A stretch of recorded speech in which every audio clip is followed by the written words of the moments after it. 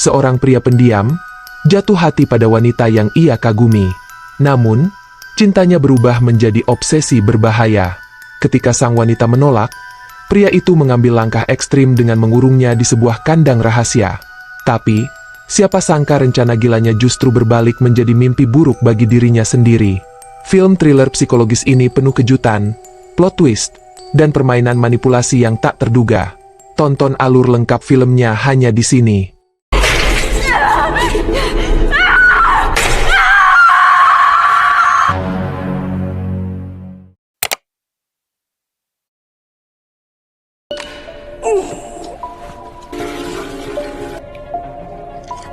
Film diawali dengan diperkenalkan seorang pria bernama Seth yang telah bangun di pagi hari untuk menghadapi hari yang membosankan lagi.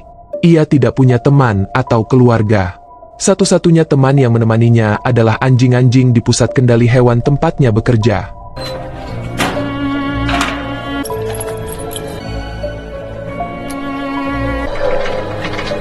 Morning guys, how's it going? What's up? Setelah memberi anjing-anjing makan, ia masuk ke kandang bersama salah satu anjing bernama Lexi. Dia memeluknya untuk menenangkannya. Suatu malam, Seth naik bis ketika pulang kerja dan terkejut melihat seorang wanita bernama Holly. Ia menghampiri untuk menyapa, tetapi Holly tidak mengenalinya. Ia menjelaskan bahwa mereka bersekolah di SMA yang sama. Mereka tidak pernah mengobrol saat itu. Seth setahun lebih tua dan hanya mengenalnya karena ia populer. Ia melihat Holly menulis di buku catatan dan menyebutnya penulis. Namun Holly mengatakan ia sebenarnya seorang pelayan dan menulis hanyalah hobi. Seth mencoba bercanda, tetapi Holly merasa canggung. Tak lama kemudian, Holly turun dari bis. Seth mencoba mengajaknya berkencan, tetapi Holly tidak mendengarnya. Malam itu, Seth mencarinya di media sosial dan senang mengetahui bahwa Holly memiliki anjing. Keesokan harinya, ia bertanya kepada rekan kerjanya, Nate, bagaimana cara berbicara dengan wanita? Nate memintanya untuk percaya diri dan lucu. Kemudian, Seth patah hati ketika mengetahui Lexi harus disuntik mati. Ia mengeluarkan Lexi dari kandang dan menggendongnya dengan lembut di atas meja. Dokter hewan mengizinkannya mengadopsinya, tetapi Seth menolak. Ia tinggal di tempat yang tidak mengizinkan hewan peliharaan dan tidak mampu pindah. Lexi meninggal setelah disuntik, dan Seth membawa jenazahnya untuk dikremasi. Saat ia melepas label nama Lexi dari kandangnya, Seth mendengar suara aneh dari area terlarang. Ia membuka pintu untuk memeriksa tetapi tidak melihat ada yang aneh.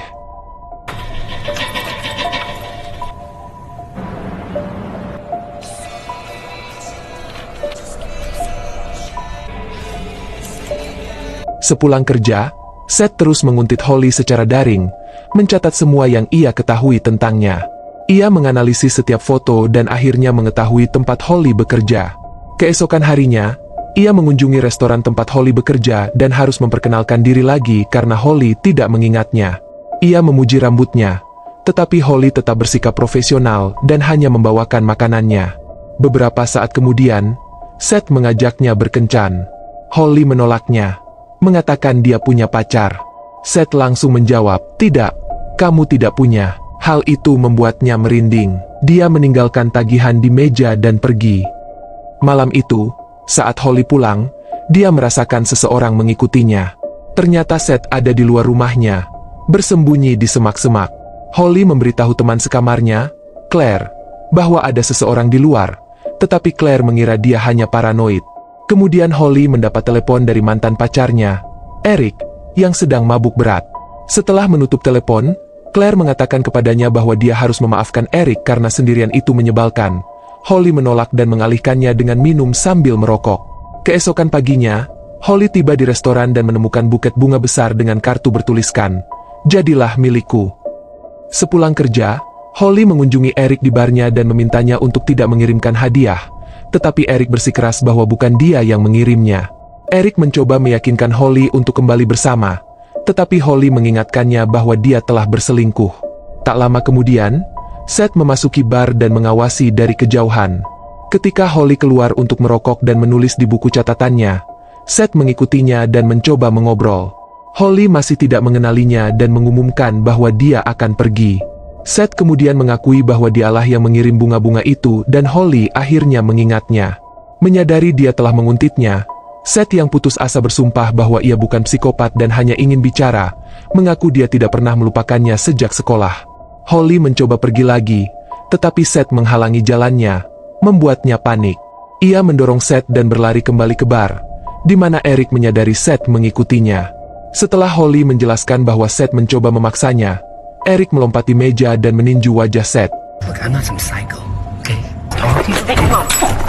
Don't touch me. To grab me. What? No, take Meskipun berdarah di lantai, Seth mulai tertawa, jadi Eric menendangnya lagi. Holly harus menghentikannya agar tidak menambah luka. Eric mengusir Seth dari bar, menyuruhnya untuk tidak pernah kembali. Saat Seth terbaring di lantai, ia menyadari Holly menjatuhkan buku catatannya. Kemudian di rumah, Seth merawat lukanya dan mulai membaca buku catatan itu. Ternyata itu adalah jurnal Holly, tempat ia mencurahkan apapun yang ia rasakan saat itu. Seth begadang semalaman membaca setiap kata, merasa terhubung dengan amarah batinnya.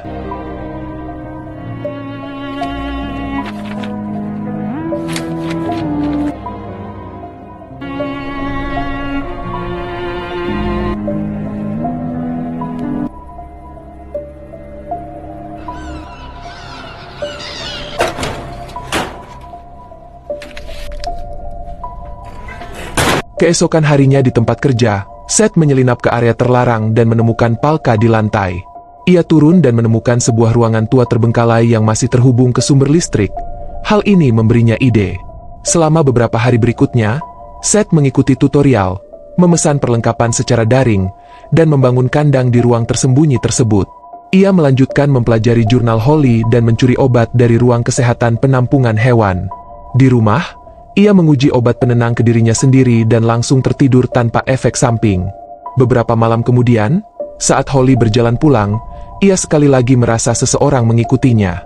Ia berhenti dan melihat sekeliling, tetapi Seth sudah bersembunyi. Ia terus berjalan dan merasakan sesuatu lagi, jadi ia menggunakan semprotan merica, tanpa sengaja menyemprot seorang tunawisma. Panik, ia melarikan diri sementara Seth mengawasi dari belakang. Ia memutuskan untuk mengikuti dan melewati pria itu, yang sekarang menjerit kesakitan. Beberapa saat kemudian, Seth memanjat dinding untuk memasuki apartemen Holly melalui jendela. Holly sedang di kamar mandi minum obat.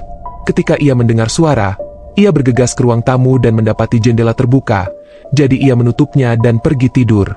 Seth kemudian melompat ke arahnya dan menyuntiknya dengan obat penenang. Holly meronta selama beberapa detik sebelum pingsan. What I just put in you is called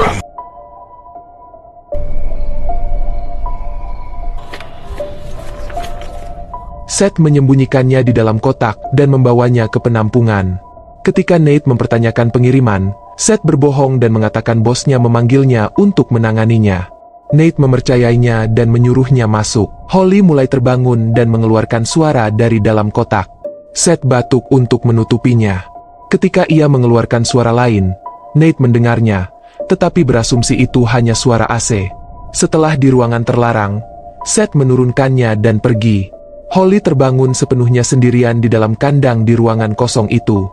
Ia panik dan mencoba melarikan diri, tanpa sengaja mencabut kukunya. Ia meraih jeruji, berteriak minta tolong, tetapi hanya anjing-anjing yang bisa mendengarnya, dan Nate yang mendengar menganggap gonggongan itu sebagai perilaku normal.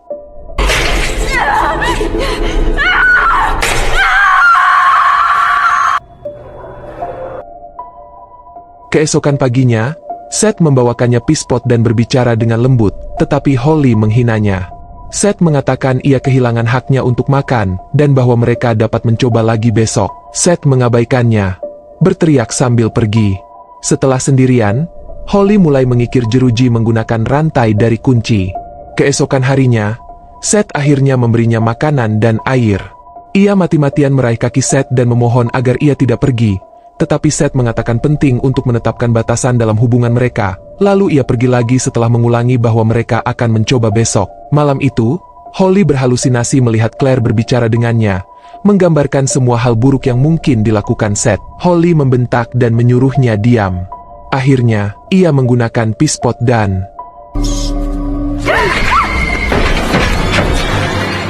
Ketika seekor tikus mendekat, ia menendangnya berulang kali hingga mati. Keesokan harinya, Seth menemukan kekacauan itu dan membersihkannya. Holly bertanya apakah Seth akan memanfaatkannya. Seth menjawab tidak. Namun ketika Holly bertanya apakah Seth akan membunuhnya, Seth menjawab, semoga tidak. Hal itu membuatnya takut. Seth menjelaskan bahwa ia mungkin tidak punya pilihan jika gagal menyelamatkannya. Holly berasumsi ini bagian dari sekte agama tertentu, tetapi Seth bersikeras ia melakukannya untuk Holly karena Holly istimewa. Seth mengatakan ia kesepian dan tersesat sebelum bertemu Holly dan mengira Holly benar-benar melihatnya. Namun, ia segera mengetahui bahwa versi Holly yang Holly tampilkan kepada orang lain adalah kebohongan. Seth bertanya siapa Holly yang sebenarnya, karena ia ingin memastikan masih ada kesempatan untuk menyelamatkannya. Jika tidak ada, Holly tidak akan pernah meninggalkan ruangan itu. Namun Holly hanya menghina Seth yang membuatnya langsung pergi. Saat keluar dari area terlarang, Seth tertangkap oleh Nate, yang mengingatkannya bahwa ia seharusnya tidak ada di sana. Nate menyuruh Seth membersihkan sebelum memeriksa pintu, tetapi pintunya terkunci. Malam itu, halusinasi Claire bertanya kepada Holly apa yang akan dia lakukan, dan Holly berkata dia akan menunggu. Keesokan paginya, Seth menunjukkan kepada Holly bahwa dia memiliki jurnalnya. Dia mengatakan kepadanya bahwa dia merasa kasihan padanya, terutama karena Holly menulis tentang cinta dengan cara yang begitu menyedihkan. Tetapi Holly menjawab bahwa penguntit menyeramkan seperti dia juga tidak mungkin tahu apa itu cinta.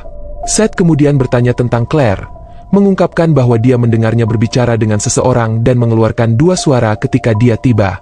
Dia bertanya apakah Claire ada di ruangan itu, dan Holly menjawab tidak, tetapi dia mengaku bisa melihatnya di belakang Seth. Dia mengakui dia tahu Claire tidak benar-benar ada di sana, tetapi Seth tidak hanya berbicara tentang ruangan ini. Ternyata Holly juga berhalusinasi tentang Claire di rumah. Saat Seth menelusuri kejadian-kejadian di jurnal itu, kebenaran terungkap. Claire dulunya ada dan tinggal bersama Holly saat waktu dia bertunangan dengan Eric. Namun akhirnya, Claire berselingkuh dengan Eric yang diketahui Holly setelah membaca emailnya. Saat di perjalanan, Holly mengkonfrontasi Claire, yang kemudian meminta maaf dan mengatakan bahwa perselingkuhannya tidak ada gunanya. Marah, Holly mulai mengemudi seperti orang gila sambil mengoceh tentang pengkhianatan itu. Ia menghindari beberapa mobil, tetapi akhirnya kehilangan kendali dan mengalami kecelakaan.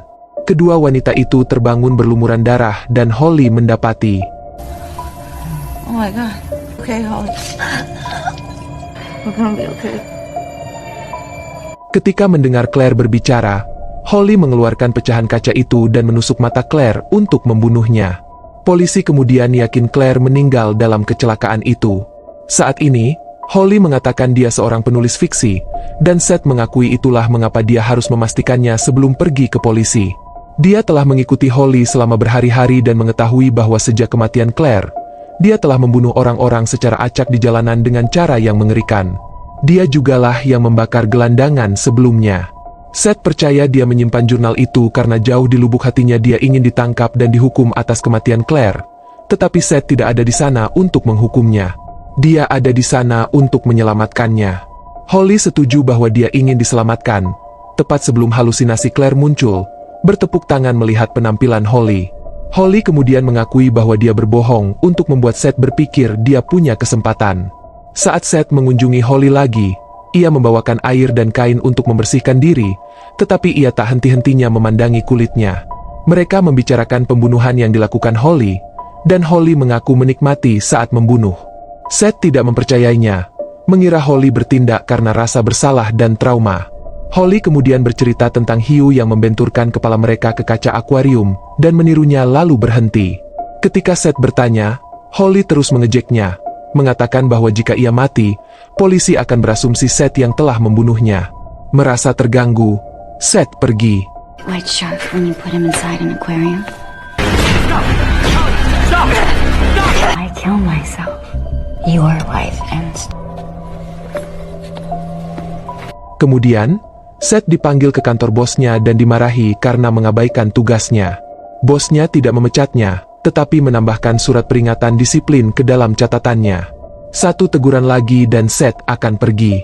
Pada kunjungan berikutnya, Seth hanya membawakan Holly 2 batang coklat, mengatakan bahwa Holly harus belajar bahwa ia tidak bisa mengendalikan diri. Jika ia tidak mulai berperilaku baik, Seth tidak akan memberinya makan sama sekali.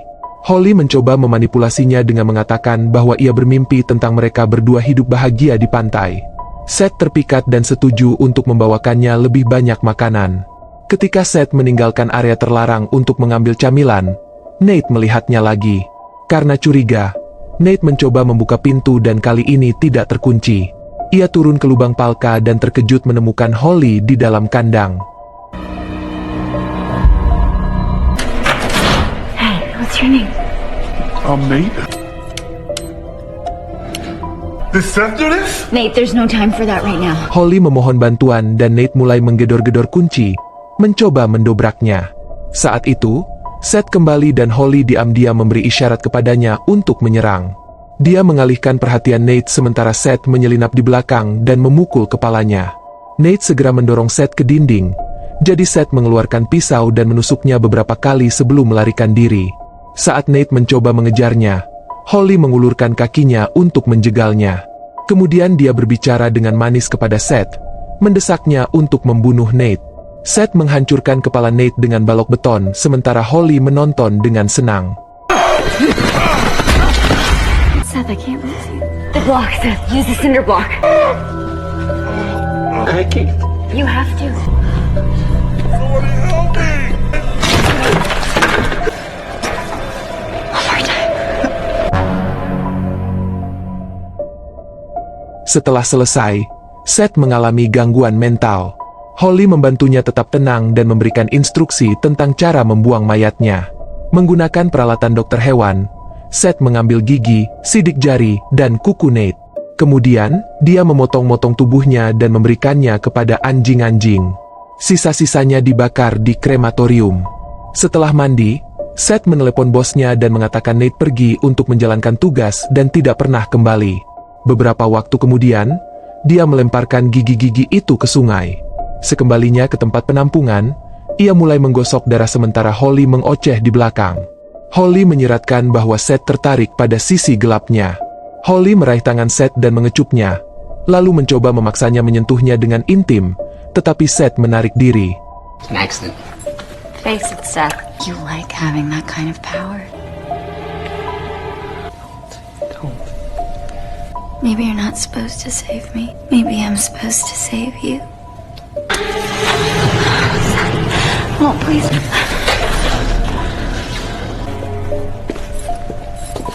Sekembalinya ke kantor, ia mendapati seorang detektif sedang menggeledah barang-barang Nate untuk mencari petunjuk. Seth diinterogasi tentang terakhir kali ia bertemu Nate, tetapi ceritanya penuh dengan kebohongan. Detektif itu juga curiga bahwa Seth terus-menerus menyebut Nate dalam bentuk lampau.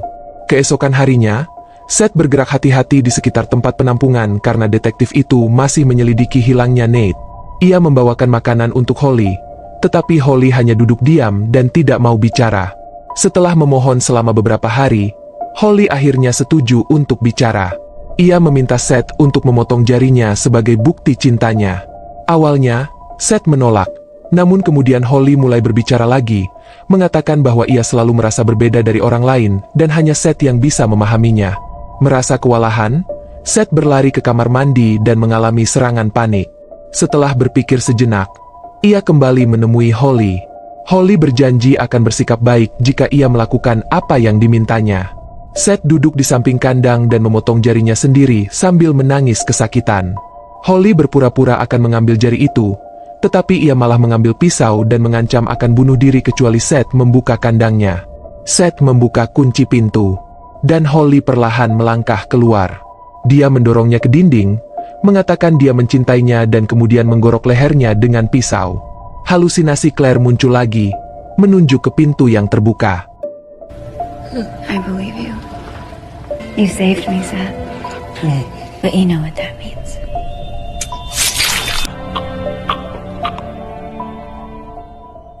Beberapa waktu kemudian, Holly berkencan dengan Eric lagi. Dia juga mendapat kontrak penerbitan buku untuk jurnalnya sebagai novel fiksi. Suatu hari, telepon Eric berdering. Holly memeriksanya dan melihat bahwa dia selingkuh lagi. Anehnya, dia tetap tenang dan memberikan teleponnya tanpa berkata sepatah kata pun. Setelah itu, Holly pergi ke sebuah gudang tua. Di dalam, Seth dikurung dalam kandang. Sekarang, setiap kali dia merasakan dorongan untuk membunuh seseorang, dia malah menyakitinya. Jadi, dengan cara yang aneh, Seth benar-benar telah menyelamatkannya dan film berakhir.